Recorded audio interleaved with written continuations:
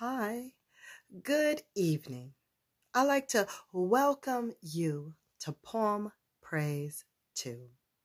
And peace and blessings be upon you and your family this evening.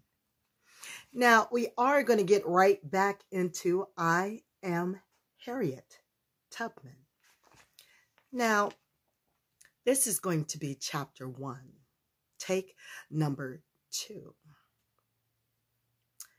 And I did a little review, y'all, and I actually skipped over the timeline. So after we complete chapter 1, we're going to back it up just a little bit and go over the timeline. So without further ado,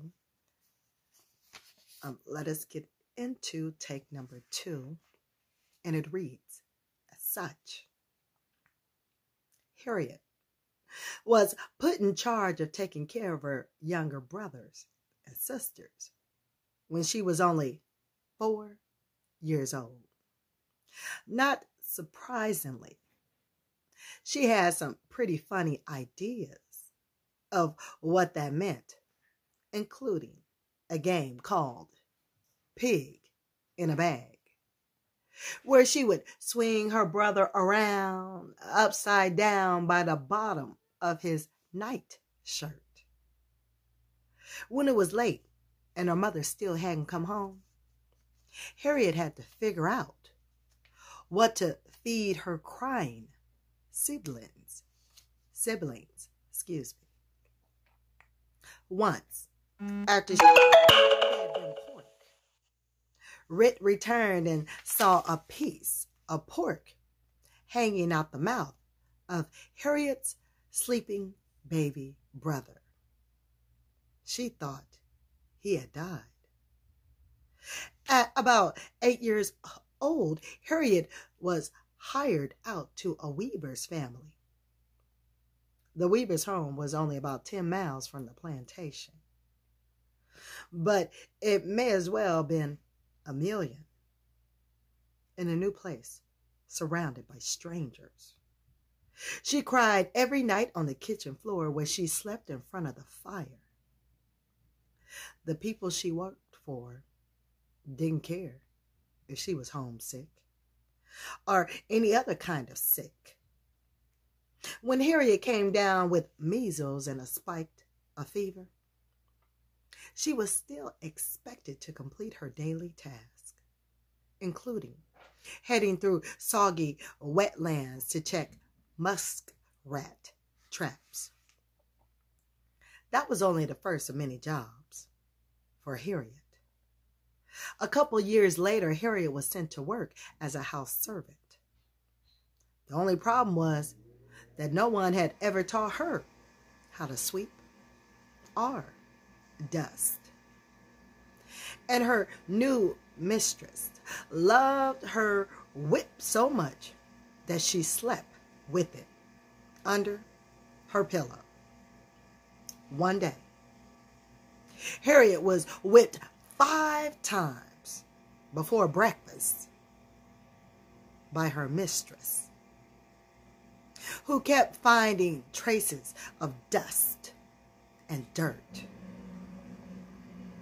Her mistress' cruelty didn't stop Harriet from stealing a lump of sugar, which she had never tasted before. Unfortunately, the mean woman caught her and immediately went for the whip.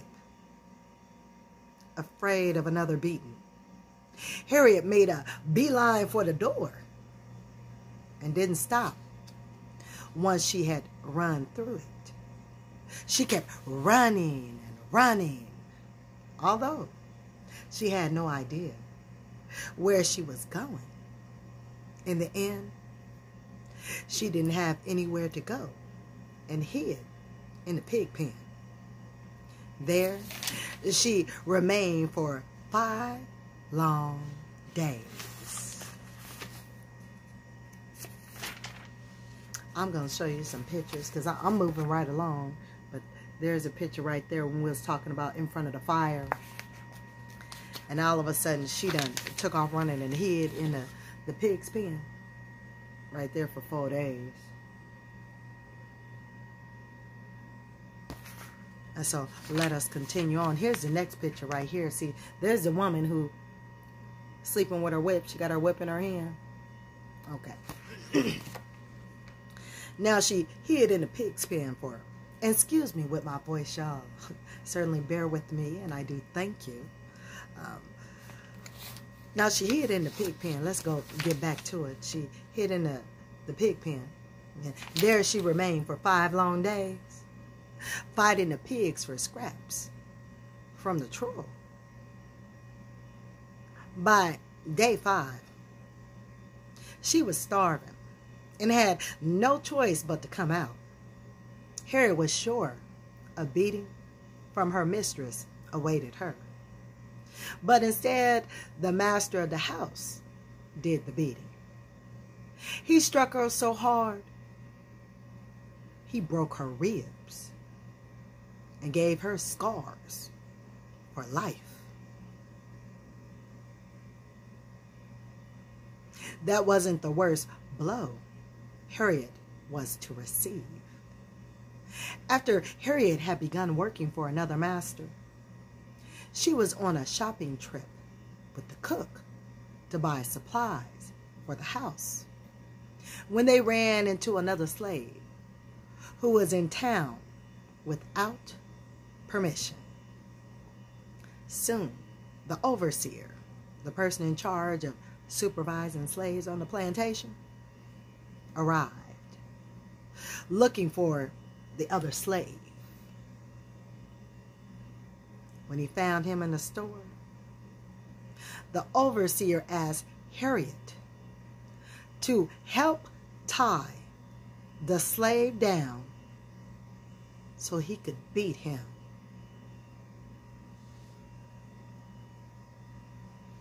Harriet said no.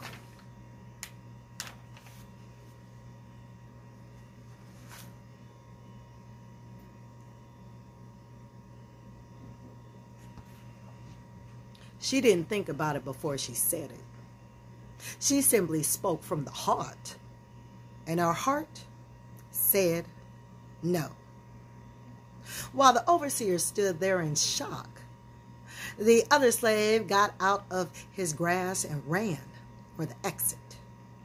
As the slave was making his getaway, the overseer grabbed a weight used for measuring and threw it out the door.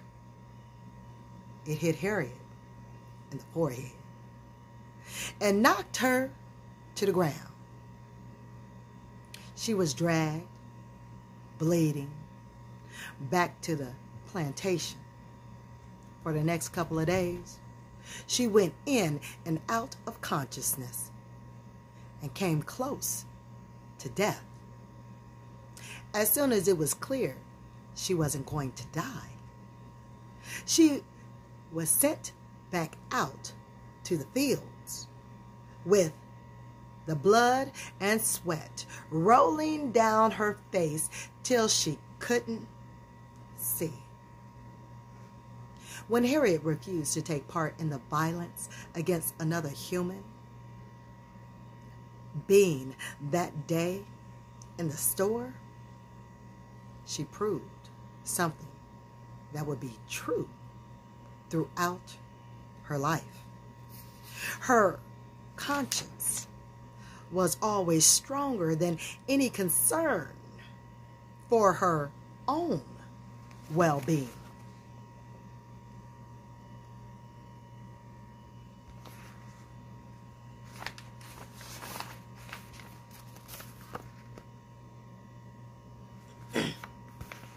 A lifelong hurt. Harriet survived the terrible blow to her head, but for the rest of her life she suffered from awful headaches. At times she fell asleep without warning, a condition that's called narcolepsy. The sleepiness could come over her while she was talking, eating, or even out in the fields. It was such a deep slumber that when an overseer hit her with the whip to wake her up, she continued to snooze. Historians now think she suffered from something called temporal lobe epilepsy from her head injury as a girl. And that does complete chapter 1, take 2. So stay tuned for the timeline. I will have that for you, be it by will. But I want for you to be well, take care, be blessed, and till next time. Later, y'all.